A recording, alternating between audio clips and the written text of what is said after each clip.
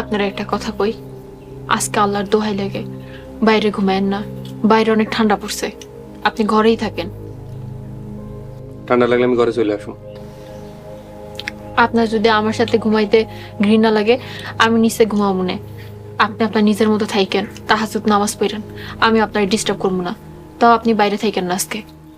ঠিক আছে, আমি ঘরে থাকুম, কিন্তু আমার একটা শর্ত আছে। কি শর্ত? আমি নিচে ঘুমাবো। না না, আমি নিচে ঘুমাই, আপনি উপরে ঘুমান। তুমি কি বোঝো নাই আমি কি কইছি? আচ্ছা ঠিক আছে।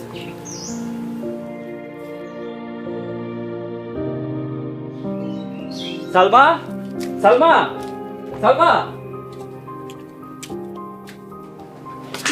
আল্লাহ, আপনি আইছেন? আপনি না, তুমি কও কও কইতেছি। তুমি আইছো?